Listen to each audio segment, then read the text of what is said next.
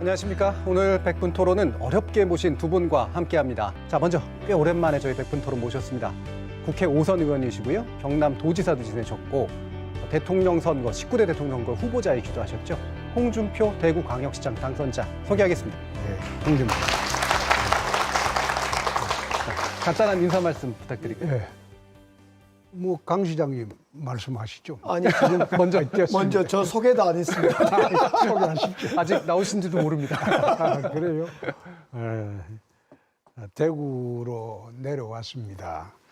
아무래도 중앙 정치에서 밀려나면 지방으로 가는 게 그게 정도이기 때문에 대구로 내려왔습니다. 예. 예. 경남 도지사도 지냈고 이제 이번엔 또 대구시장까지 아마 민선으로 2번 연속 진짜 광역시장 하시는 게 또 처음이죠. 지역을 바꿔서 이제 두 분 하는 거는 처음이겠죠. 예, 예. 그런데 국민들이 좀 잘 모르시는 게 있어요. 도지사하고 시장하고는 좀 기능이 틀립니다. 네네네네. 도지사는 시장 군수가 하는 사업을 지원하는 기관이고, 그리고 시장은 집행기관입니다. 네네. 직접 집행하는 기관이에요.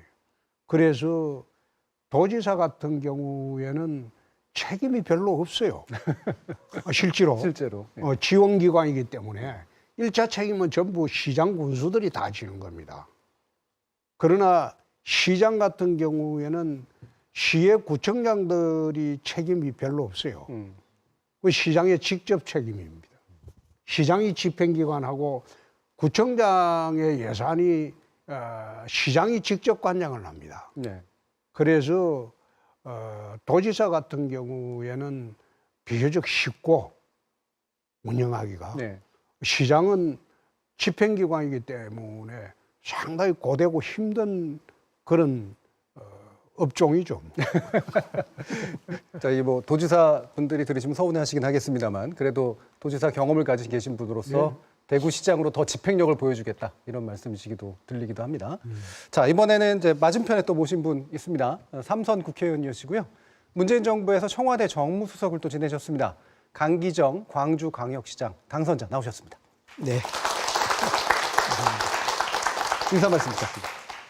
글쎄 저는 이제 강기정 앞에 항상 광주 강기정이라고 붙이고 살았는데 그 광주라는 동네가 어떤 역사의 수레바퀴를 돌려오는 의무감 때문에 늘 정체성 지키다 보니까 누리지를 못했어요. 그래 이번 대선 때도 복합 쇼핑몰이 있니 없니 이 논쟁이 있었던 것처럼 광주가 그러다 보니까 늘 소외받고 왠지 빛나 보이는데 늘 참 이 광주라는 도시가 소외받았는데 오늘 마침 이 두 도시 이야기라는 부제가 있어서 대구와 광주는 닮은 것 같으면서도 다른 것 같고 네. 다르면서도 비슷한 어떤 그런 느낌이 있어서 오늘 참 우리 홍준표 우리 대선배님하고 토론하게 돼서 좋습니다. 네. 자, 이렇게 근데 강 시장님 광주가 이제 소외됐다 그런 네. 말씀을 하시는데 지금 우리나라 17개 시도의 GRDP를 따져보면 대구가 꼴등이죠. 대구가 17이죠. 대구가 꼴찌거든. 네. 광주는 15이죠. 그 바로 앞에입니다. 그렇죠. 근데 사이즈가 달라요. 대구는 크고 광주는 조그만하니까. 그렇죠. 저 광주도 100만이 넘죠. 150만. 150만 됐죠. 네. 그리고 대구도 지금 238만밖에 안 돼요. 그런데 인구가 자꾸 줄어요. 대구의 기업이나 이런 것은 광주하고 비교하면 전혀 다릅니다. 이따 뭐 이야기 좀 해보시죠만. 네. 네. 자, 이게 토론인 듯 토론이 아닌 듯 약간의 이제 배틀 같은 그런 분위기로 시작이 됐는데요. 자, 오늘 토론은 대구와 광주 이 두 도시에 대한 이야기이긴 합니다만 또 사실 매우 국가적이고 전국적인 이슈를 다루게 되기도 합니다. 자, 지금 전국에 지방 소멸 위험 지수 도표가 나가고 있는데요. 지도상에 보시면 붉은 부분으로 이제 표시되는 곳들이 30년 후쯤 지나면 아예 사라지게 될지도 모를 그런 지역이라고 합니다. 특히 강원도, 경북, 전북, 전남이 아주 심각하게 나타나고 있죠. 자, 거대 광역시도요, 내부의 일부 지역 그리고 그 주변에서 소멸 위험성이 징후로서 포착되기도 합니다. 자, 그러면 단위 면적으로는 가장 큰 광역시인 대구의 경우도요. 10년간 10만 명 이상 인구가 줄었습니다. 대구 경북이 이제 한 20만 명 정도가 줄었고 그중에 대구가 10만 정도 줄었고요. 호남 경우에는 광주 전남 지역에서 한 10만 정도가 줄었는데 그중에 광주는 한 2만 명 정도가 줄어든 것으로 보입니다. 이건 뭐 기존에 출발했던 또 이제 인구의 규모도 있을 테고요. 하지만 또 부산이나 다른 광역 지자체들 중에는 이보다도 더 심한 경우들도 있습니다. 그런데 잘 아시다시피 수도권 인구는 점점 증가하고 있죠. 자, 지방이 사라지고 있다. 과연 얼마나 큰 위기 상황으로 인식하고 계신지 두 분 말씀 들어볼 텐데요. 먼저 홍준표 대구시장 당선자 말씀부터 들어보겠습니다. 지난 한 30년 동안 수도권 집중 현상을 타파하기 위해서 국토균형 발전, 수도권 억제책 다 해왔죠. 그래 해도 지금 사실상 그 대책이 실패한 거지 않습니까? 사실 서울 인구는 지금 줄어들고 있지만 그게 전부 경기도로 넘어갔거든요. 그 경기도가 지금 1,400만 가까이 돼버리고 서울은 970만으로 줄어들었는데 인천이 갑자기 이제 커져가지고 300만이 넘어서 버렸고 말하자면 이게 참 대한민국의 기현상이 대한민국 인구의 절반 이상이 지금 수도권에 살고 있거든요.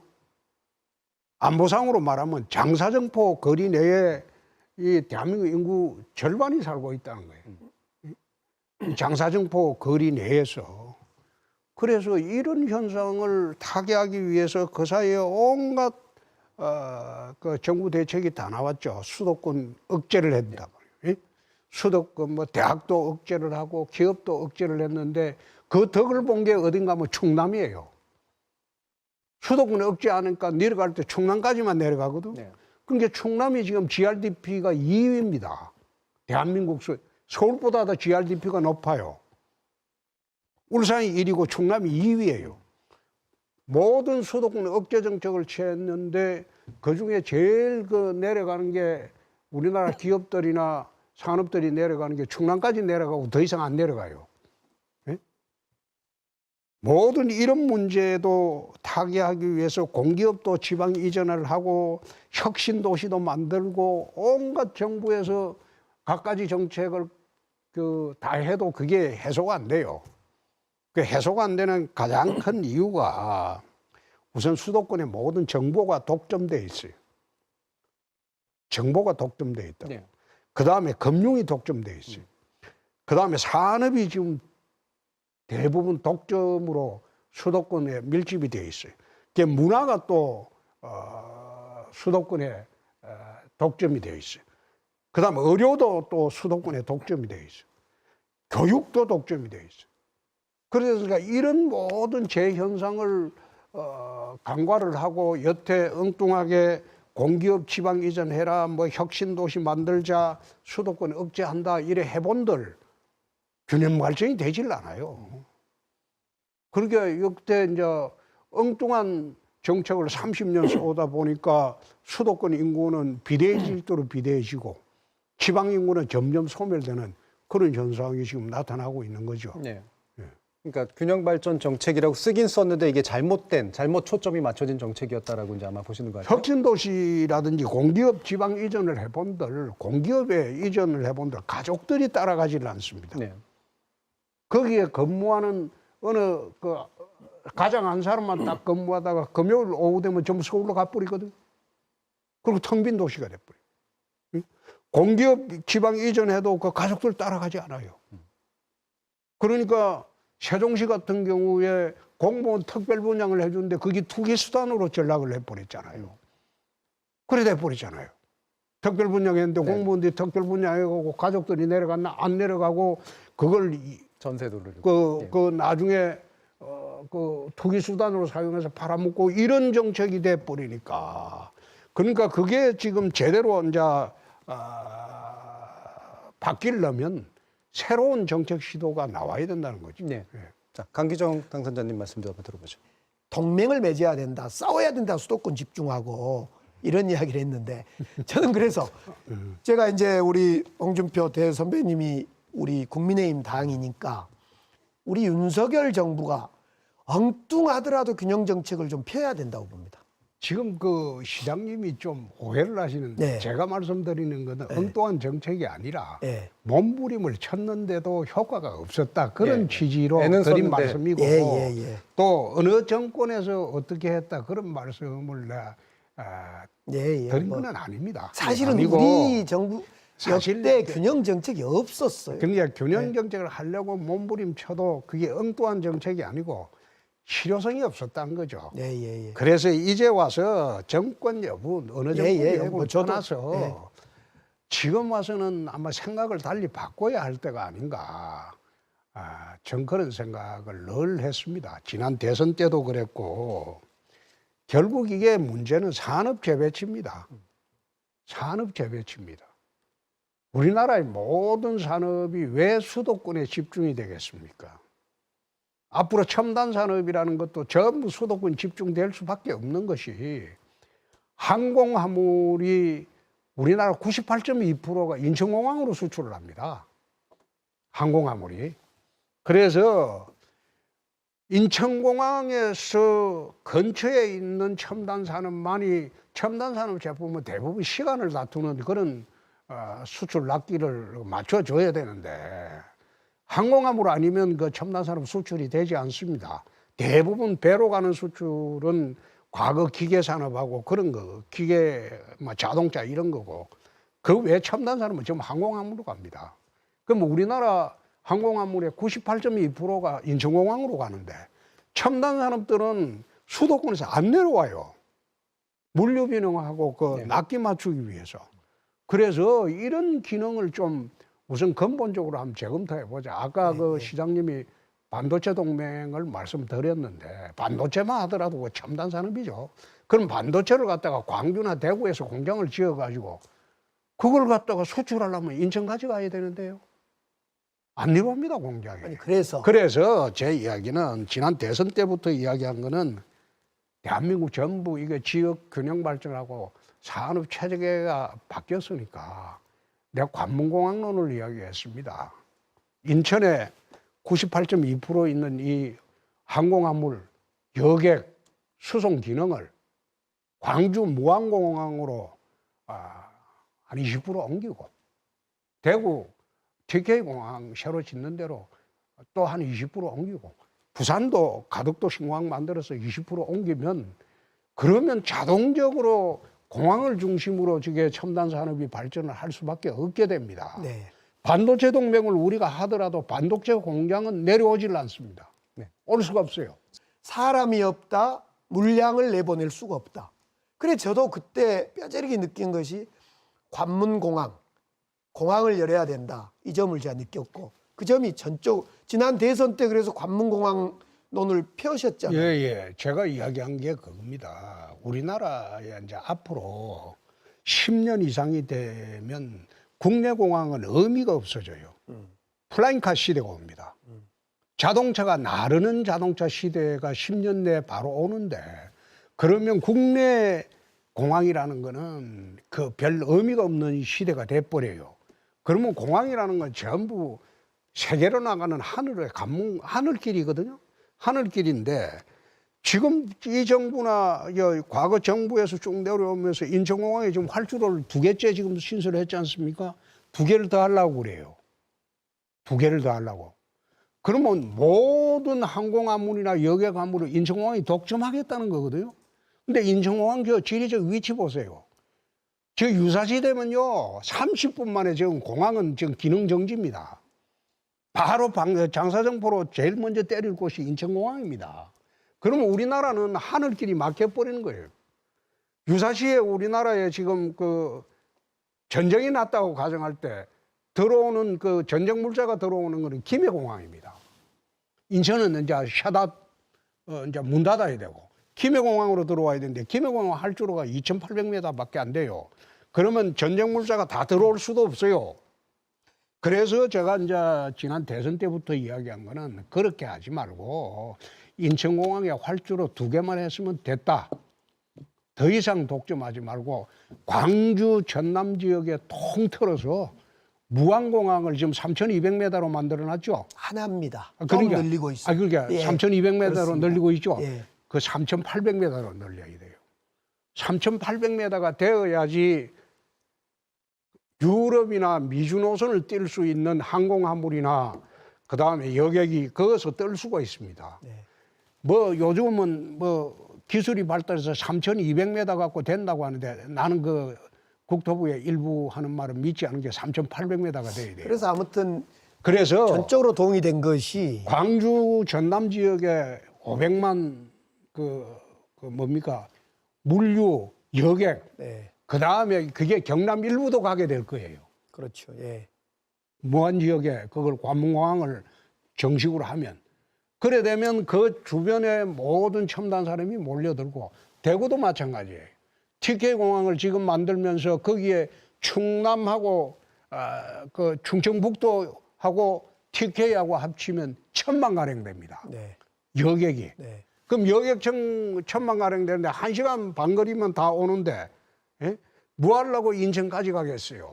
그래서 그런 공항을 갖다가 우리나라를 4대 관문공항으로 만들어 가지고 부울경 같은 경우에 830만. 왜 경남은 2개입니까 또? 예? 4대 중에 왜 영남이 2개냐고요. 인구가 많으니까. 지금 아무튼 인구가 부울경이 지금 830만입니다. 좋습니다. 아무튼 그러니까 인구가 많으니까. 제가 호남은 볼 때는- 지금 딱 500만밖에 안 되고 네. 그 부울경이 830만이고 대구 경북하고 충청 남북도 합치면 그거는 1,000만입니다. 대구의 홍준표, 광주의 강기정이 힘을 합쳐서 깨버리자 이 이야기를 저는 하고 있는 겁니다. 예. 저는 그게 좀 그런 게 억지스러운가요? 미국 가도 워싱턴이 카르텔 정치의 네. 중심입니다. 네. 예? 미국도 그 넓은 나라가 워싱턴이 정치의 중심이고 북경이 또 네. 시진핑이가 있는 북경은 북경이 정치의 중심입니다. 그게 중요한 거라기보다도 차라리 관문공항을 통해서 산업을 좀 재배치해보고 그 다음에 이제 지방의 문화 수준을 높여줘야 돼요. 그 다음에 의료 수준을 높여줘야 돼. 예를 들어서 지금 SRT 타고 수서역에 도착을 하면요, 그 앞에 줄을 쭉 그 버스에 줄 선 사람들을 볼 수 있을 거예요. 그 삼성 의료원차입니다. 지방에서 조금만 아프면 지방 의료기관에 안 가고 SRT나 KTX 타고 이제 서울역에 오는 경우도 있지만 주로 SRT 타고 삼성의료원에 내리면 그 셔틀 버스가 10분마다 오니까 그 줄을 쭉 서가 있어요. 그 지방에서 오는 환자들이에요. 그럼 지방의 의료 수준이 높아지고 지방의 의료 수준이 어느 정도 서울하고 비슷해지면 올 필요가 없는 사람들이거든. 네. 그 조금만 아프고 뭐 수술할 거 있으면 서울로 올라온다고 해요. 이런 거 의료 수준도 높여줘야 되고 교육 수준도 높여줘야 돼요. 교육 수준도. 지방에도 차라리 수도권에는 특목고라든지 외고라든지 국제고등학교 억제하더라도 과학고등학교 지방에 대폭 해줘야 돼. 그래가지고 지방으로 그 교육 수준이 높아지면 지방으로 내려갈 수밖에 없어요. 제주도 영어학교를 만들어 놔니까 거기에 진짜 줄 서가지고 들어가잖아요. 서울서도 제주도 영어학교로. 말하자면 문화, 의료, 교육 수준을 좀 우리가 지방을 좀 높여주면 예. 아니 공기업이 이전했다. 나주로 완전히 이전했는데 전 가족이 나주로 내려가야죠. 그래 가게 하려면 그러니까 그런 거기에 문화, 문화학교 의료를 비율을 누가 교육 높일 수준을 좀 거냐는데. 높여줘야 예. 돼. 누가 높일 거냐. 강 시장님까지 그런 말씀하셨죠. 문화, 의료, 또 기업 재배치, 또 인재 양성 기관을 위한 어떤 유치 이런 걸 누가 할 거냐. 사실은 지방자치단체 저는 뭐 광주시장을 처음 해보고 국회의원밖에 안 해봤습니다만은 이 대한민국의 법제도가 수도권 중심으로 짜여 있고 지자체가 갖는 재정 권한도 뭐 해보셨지만은 조금밖에 없을 거 아닙니까?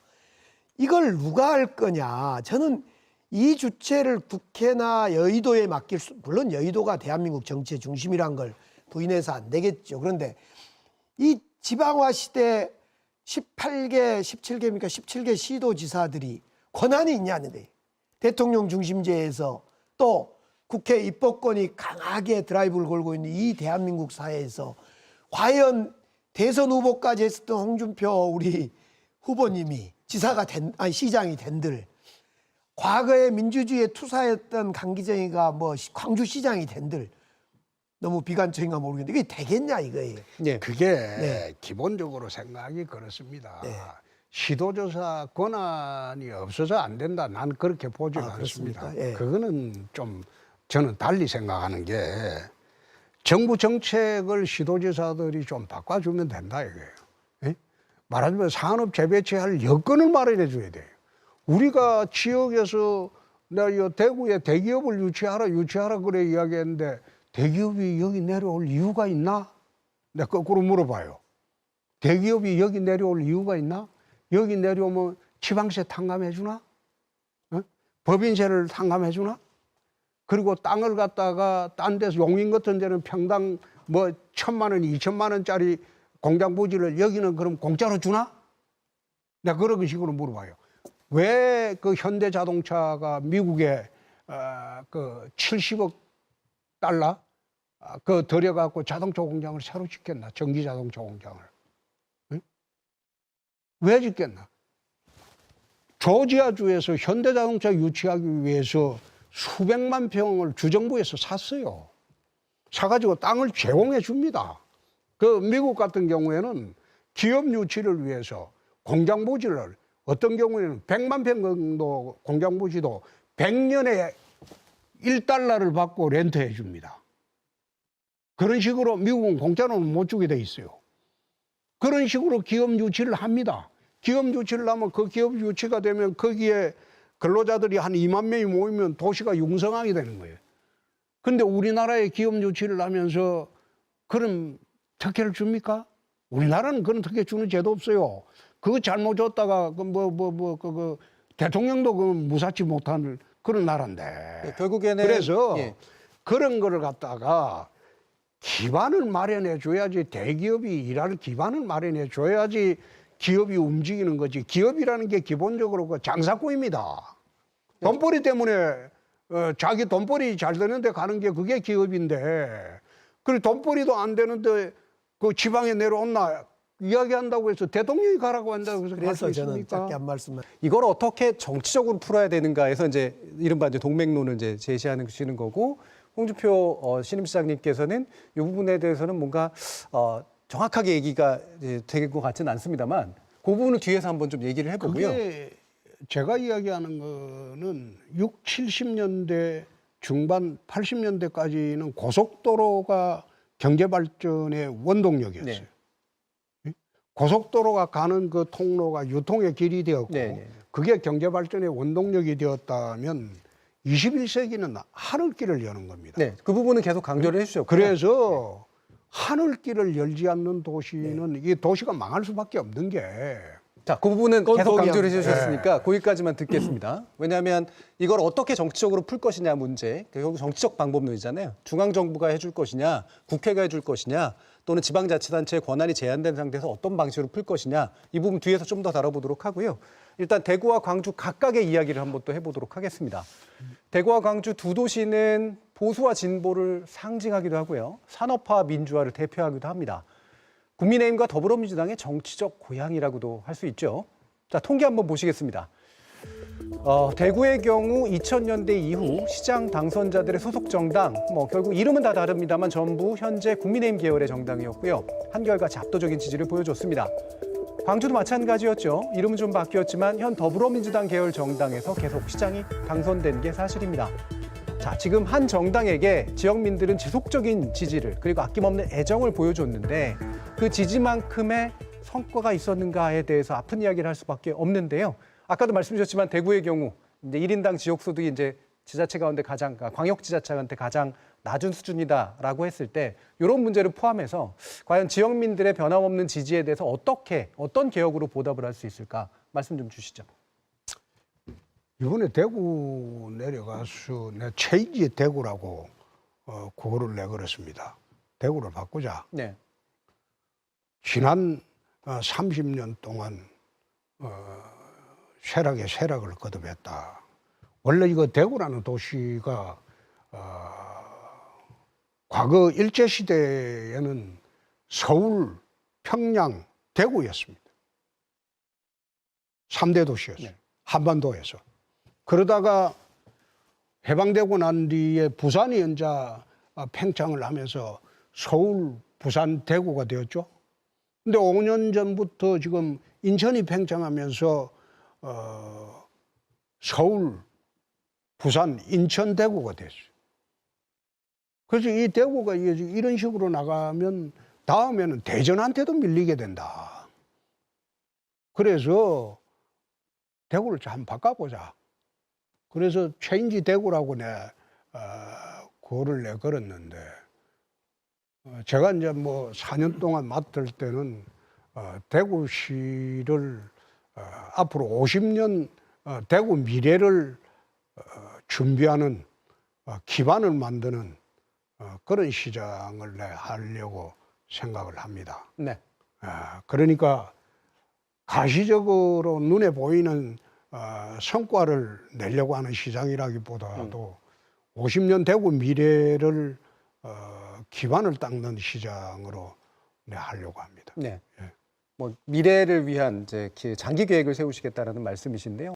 네, 안녕하세요. 저는 26살 김소영입니다. 우선 두 분의 그 수준 높은 토론 정말 인상 깊게 들었고요. 저 같은 경우에는 울산에서 나고 자랐는데 대학을 서울로 진학을 하면서 지금 6년째 서울에 살고 있습니다.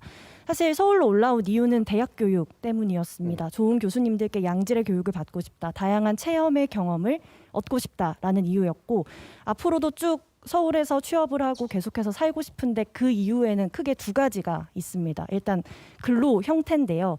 저는 저널리즘을 전공하면서 방송 언론 쪽 회사를 취업하고 싶은데 사실 수도권 지상파, 서울 지상파 같은 경우에는 정규직 채용이 꽤나 있는 편인데 지역 방송사 같은 경우에는 대부분 계약직이라든지 프리랜서 고용 형태를 따르고 있어서 그런 안정적인 일자리를 얻지 못한다는 불안감 때문에 서울에 남고 싶은 것. 그리고 다음 제 이유는 직업적인 만족도, 직업적 성취가 될 수 있는데요. 사실 제가 느끼기에 제 직군에서는 제가 원하는 일을 제 능력에 따라서 펼칠 수 있는 그라운드 자체가 서울에 집중돼 있다라는 생각이 많이 들었기 예. 때문입니다. 그래서 저도 제가 나고 자란 곳에서 좋은 교육을 받고 다양한 체험을 하고 그리고 안정적으로 일자리를 얻을 수 있었으면 제 고향에 남았겠지만 그게 아니기 때문에 계속해서 위를 바라봐야 하는 그 점들을 꼭 실무에서 많이 해결을 해주셨으면 좋겠다라는 생각이 듭니다. 사실 지적해 주셨던 부분들입니다. 결국에는 이제 좋은 고등교육을 받고 싶다. 그리고 뭐 미디어 영역이 특히 더 그렇긴 합니다만 실제로 뭐 다른 영역도 역시 양질의 직업이 결국 수도권에 있을 수밖에 없는 조건. 말씀 주시죠. 그렇죠. 네. 젊은이들이 꿈과 희망을 펼칠 수 있는 기회가 많은 곳이 수도권이죠. 그래 돼 있지 않습니까? 그게 수도권이 비대해졌다고 말하기 전에 우리나라 경제 성장이나 선진국까지 끌고 온 발전의 견인력은 수도권입니다. 수도권의 경쟁력이었어요. 근데 이제는 이제 그 경쟁력이 선진국까지 왔으니까 이제는 산업 재배치도 하고 교육, 문화 그리고 모든 정보 이런 것도 지방으로 좀 분산을 시켜가지고 제대로 된 대한민국을 만드는 게 옳을 때가 되지 않았나 저는 그런 생각을 합니다. 네. 네. 여러 가지 것들은 당장 실현 가능한 것도 있지만 아무래도 장기적인 정책들은 이제 주로 추구하지 않을 수 없는 것 같은데요. 여기서 한번 입장을 바꿔보는 그런 토론을 해보겠습니다. 만약에 홍준표 내가 광주시장에 당선되었다. 그리고 강기정 내가 대구시장에 당선되었다. 가장 먼저 무엇이 하고 싶으신 것인가? 라는 그런 질문인데요. 자, 가상 광주시장 홍준표 시장의 말씀부터 한번 들어보겠습니다. 91년 3월부터 92년 7월까지 그러니까 1년 4개월 동안 제가 광주 시민이었습니다. 광주지검 검사를 했거든요. 예, 예. 그때 이제 강력부 검사하면서 광주의 조직폭력배 1년 4개월 동안 소탕하면서 북구 우산동 그 현대아파트에서 제 지역구입니다. 우산동 현대아파트. 예. 그래 광주를 제가 잘 알죠. 무등산도 뭐 그 당시에 우리 애들이 유치원 다닐 때 데리고 뭐 토요일 되면 무등산도 여러 방면을 통해서 올라가 보고 다 올라가 봤죠. 제가 광주시장이 만약 되었다면 광주의 가장 현대사에 자랑스러운 게 5.18 민주화 운동입니다. 제가 광주시장이라면 민주화 운동의 그 유공자들 얼마나 자랑스럽습니까? 명단을 내 공개를 하겠어요. 공개를 해가지고 이렇게 자랑스러운 사람들이 역사에 있었다. 나는 그걸 왜 공개 안 하는지 이해가 안 돼요. 그게 무슨 죄진 일이 아니지 않습니까? 네. 얼마나 자랑스러운 역사예요. 그러면 그 유공자의 자녀들은 얼마나 자랑스러워 하겠어요. 그건 난 제일 먼저 해야 할 일을 한다면 나는 그 명단 공개하겠어요. 네, 알겠습니다. 예, 뭔가 이렇게 아리송하긴 합니다만, 자, 가상 대구시장 강기장 시장님의 말씀도 한번 들어보겠습니다. 명단 공개는 건 법으로 지금 제어받고 있습니다. 그 법으로 그것은 통제되고 있는 겁니다. 법을 개정하면 되죠. 아니 물론 법을 개정하면 되고요. 민주당이 지금 180석을 갖고 있는데. 저는 이제 제가 청와대에 있을 때 대구에 지금 기업 이름은 생각이 안 나는데 자동차 부품 조립입니다. 베트남 쪽하고 그쪽에 수주를 받는 기업이 문을 달 위기에 있을 때 제가 정무수석으로 직접 가서 금융 지원을 1,500억을 했던 기억이 있거든요. 그 기업 제가 뭐 인터넷 검색하면 나오는데 기억은 안 나는데 지금 저는 제가 대구시장이라면 국민의힘의 심장 아닙니까? 본거지인데 그 과감하게 광주시장과 함께 손을 잡고 윤석열 대통령께 단판을 좀 지어겠어요. 야, 우리 정부에서 대구와 광주를 양날개로 해서 균형발전 정책을 멋지게 펴보자. 지금 제가 윤석열 정부에 보니까 ODZ라고 해서 Opportunity Development Zone이라는 그 기회 발전 특구. 네. 이 특구가 만들어져 있더라고. 그걸 통해서 균형 발전을 하겠다 해서 이게 좋을 수도 있겠다. 잘 연구하면 지자체에서 연구하면 되겠다 싶은데 아까 말씀하셨던 뭐 법인세 감면이나 뭐 등등 더 해줘서 이것 확실히 대구하고 광주하고 시범 지역으로 한번 제대로 산업 하나 만들어 봐라. 네, 그 이야기 하겠어요. 근데 그거 한번 하십시다. 공항부터 해야 돼. 공항 좋습니다. 공항부터 그거 해야 돼.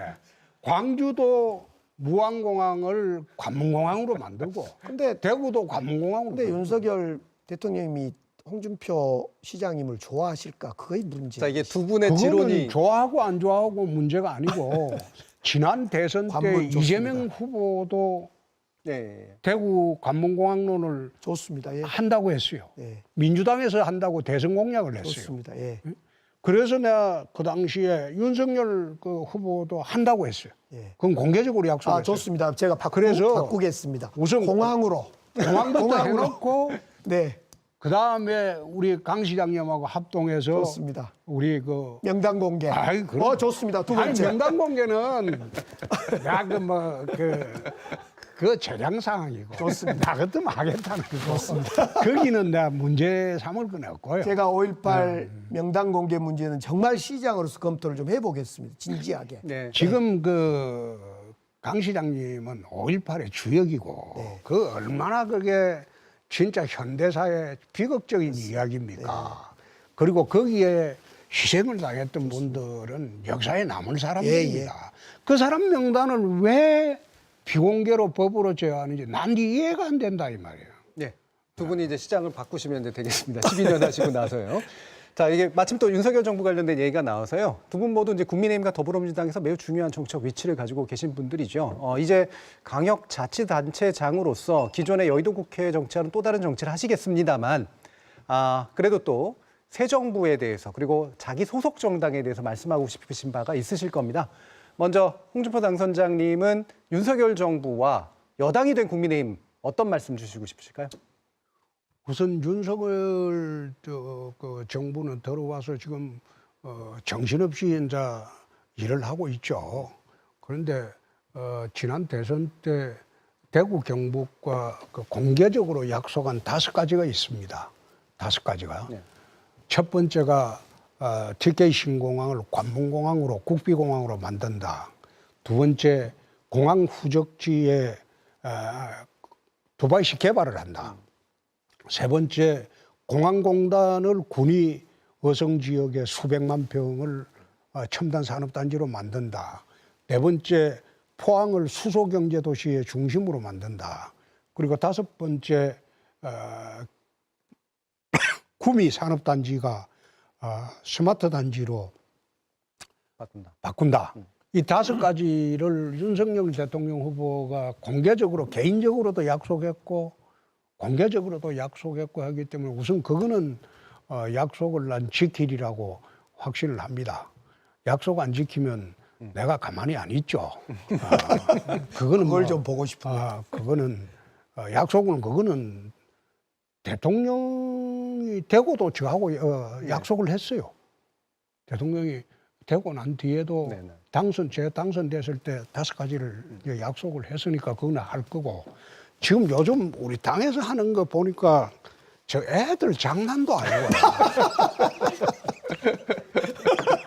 내가 보니까 참 어이가 없어가지고 아니 여당이 돼서면 전부 힘을 합쳐서 야당을 설득을 해가지고 지금 밤낮주야로 야당을 설득을 해가지고 이게 국회 개원을 할 생각을 해야 돼요. 네. 배짱 부려서는 안 돼요. 응? 양보할 거 있으면 양보하고 개원을 해야 돼요. 개원을 해야 되는데 국회는 내팽개 쳐놔놓고 저끼리 애들 장난도 아니고 최고위원회 열면 저끼리 태극태극 싸워서 내가 보니까 저 애들도 아니고 어떻게 당 운영을 저래 하냐. 예. 그래서 내가 요즘 기가 막혀서 내가 말이 안 나와요. 예. 근데 내려가면서 이런 이야기를 했어요. 내 중앙정치에 관여 안 하겠다. 에? 대구가 몰락을 했으니까 대구 재건하는데 4년 내 전력을 다하겠다. 예. 중앙정치에 관여 안 하겠다. 그렇게 한 바람에 내가 한마디도 안 하고 있어요. 예. 해놓으신 말이 있어서. 아니 근데 한 말이 있기 때문에 그런데 내가 요즘 뭐 뉴스를 잘 안 봐요. 짜증이 나서. 아니? 이게 무슨 저끼리 최고위원회에 앉아서 토신학 때문에 싸움이나 하고 그건 어린애들이나 하는 짓이야. 예. 근데 쳐다보면서 저것도 전부 다 덜내버렸으면 좋겠다. 새로.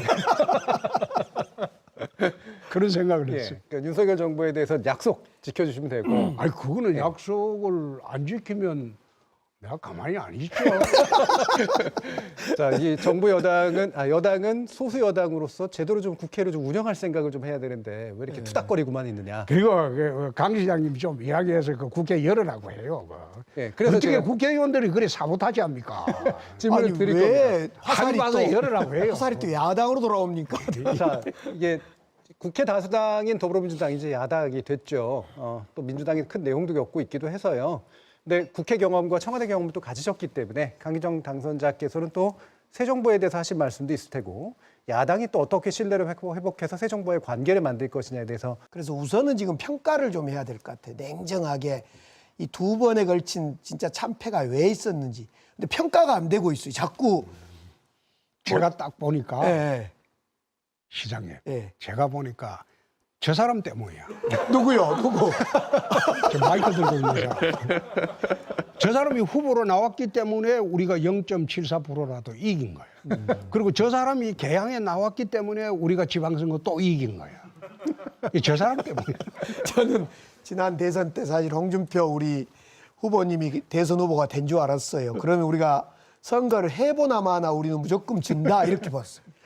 그래서 저 개인적으로 응원도 하면서도 진짜 긴장을 했는데 아무튼 윤석열 대통령 후보가 돼서 그건 많이 내 아쉽습니다만 아무튼 저희 당도 이제 민주당도 지금 우선은 대선 지방선거를 왜 졌는지 평가를 해야 되고 있고 예. 그래서 우선은 평가부터 좀 하자 이런 생각입니다. 평가 나왔고 간단하다니까. 뭘. 저 사람만 없어지면 돼. 시간이 없습니다. 안녕하십니까. 예, 저는 이제 경남에서 살았고 지금은 경희대 학교에 재학 중인 권세빈 학생이라고 합니다. 홍준표 당선인께서는 대구 인프라 투자를 강조하셨고 그중 대구 신공항 국비 건립을 대구 최우선 과제로 말씀하셨습니다. 하지만 인프라 투자뿐 아니라 인적 자원이 수도권에서 내려오는 것 역시 매우 중요할 것이라고 생각합니다. 또한 무안공항과 같이 적자를 면치 못하는 지방공항이 되어서는 안 될 텐데 TK 신공항이 그러지 않을 수 있는 방안이 궁금합니다. 적자 공항이 안 되게 만들 수 있으시겠냐?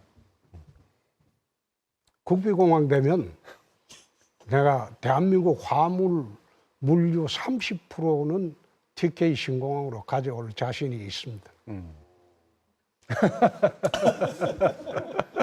굉장히 잘못 생각하고 계시는 거예요. 우리나라의 정치적 이유로 지방공항을 그리 많이 만들었어요. 네. 그걸 갖다가 심지어 고추 말리는 공항이라고 그런 식으로 비하향도 되고 다 했어요. 네. 그게 정책이 잘못된 겁니다. 그거는 이미 내가 아까 서두에 좀 이야기했듯이 10년 후 되면 자동차가 날아다닙니다. 100m에서 200m 사이에는 뭐 드론 구간이고 300m 이상의 공중에는 그 플라잉카 구간이고 뭐 그 헬기 구간이 어떻게 되고 앞으로는 그래 항공 구간이 될 거예요. 그래 되면 국내 공항은 사실상 의미가 없어요. 무안공항이 왜 발전을 못하냐? 무안공항을 놔두고 그걸 갖다가 관문공항으로 만들 생각이 없더라 이거야. 관문공항으로 만들라고 전라남북도 사람들만 무안공항에 집중적으로 가게 되면 500만만 들어가도 그 공항이 적자 안 납니다. 그리고 거기에 물류만 제대로 수송하는 기능만 갖추면 광주 전남 지역에 그 다음에 경남 이쪽에서도 무안공항으로 갈 수밖에 없어요. 인천 가느니. 예? 경남 이쪽에 부산도 무안공항으로 가죠. 네. 제대로 된 관문공항 만들고 그게 유럽으로도 가고 미주로도 가고 화물 수송 역할을 다 하게 되면 거기에 관문공항으로 만들 생각도 없고 그걸 마케팅할 생각도 없는데 공항이 적자날 수밖에 없죠. 각각 새로운 정치를 시작하시는 그런 다짐도 한번 들어보는 그런 시간인데요. 달빛 내륙철도다, 아시안 게임 공동으로 한다, 뭐 달빛 동맹이다 이런 것보다도 산업 동맹을, 경제 동맹을 꼭 만들었으면 좋겠어요. 그거 저도 적극적으로 찬성을 합니다. 네. 다행히 저희 대구에는 70년대 중반부터 경북대학이 반도체를 네. 중심으로 활발하게 지금 이루어지고 있고 네. 또 매년 삼성전자나 SK의 경북대 학생들이 그 50명 이상이 갑니다. 그렇죠. 그리고 경북대학에서 이제 삼성전자에 이루는 주력 부대들이 경북대학교 전자공학과 출신이에요. 그렇습니다. 지금 그래 돼 있습니다. 삼성전자에. 그래서 영원한 반도체 동맹을 하면 대구는 지금 반도체의 전문적인 학생들이 이제 내년부터 우리가 400명 양성하려고 합니다. 그 수도권에서 그 뭐 반도체 학과를 늘려 본들 그 늘리게 하고 우리는 우리대로 또 준비를 하면 되겠죠. 그리고 그 무엇보다도 이제 우리 시장님 급하게 하셔야 할 게 광주공항 이전일 겁니다. 그렇습니다. 우리가 이제 군부대를 기부대 양려 방식으로 지금 짓고 있거든요. 근데 그게 군부대 공항은 기부대 양려 방식으로 할 수밖에 없어요. 다 그래요. 군부대 이전할 때는. 그러나 민간공항은 새로 지으려면 국비공항으로 해야 되거든요. 우리는 지금 방식을 병행을 하고 있는데. 통합공항으로 하죠. 네. 그 통합공항으로 하고 있는데 지금 먼저 우리 광주는 광주공항이 이전돼야지 광주가 한 단계 더 발전할 수 있는 그런 기회가 생깁니다. 그렇습니다. 그래서 광주공항 이전하는 것도 기부대 양려 방식으로 무안으로 이제 이전하려고 하고 들어보니까 무안에서 군부대는 반대합니다. 반대한다고 하는데 네. 그러면 시장님이 나서가지고 뭔가 이게 이익되는 걸 줘야죠. 그렇죠. 거기에서 광주공항 개발하면서 엄청나게 후적지에 이익이 돋는데 그걸 갖다가 무안 지역에 일정하게 주겠다. 이래가지고 군부대가 그 같이 가고 공항을 그래 정리하는 게 이게 아마 그 네. 훨씬 대구보다 수월할 거예요. 네. 네. 무안은 이미 공항이 돼 있거든요. 네. 지금 마무리 그러니까- 발언이시니까요. 예. 광주 걱정만 하지 마시고 짧게 감사합니다. 30초 동안 대구 시장에 대해서 말씀 주시죠. 대구는 제가 서두에 말씀드렸듯이 저는 건시안적으로 실적내는 그런 시장은 할 생각이 없습니다. 그리고 선심행정 안 할 거고 대신 4년 동안 대구 미래 50년의 기반을 닦는 그 시스템 정비하고 기반 닦는 그런 시장이 되도록 할 겁니다.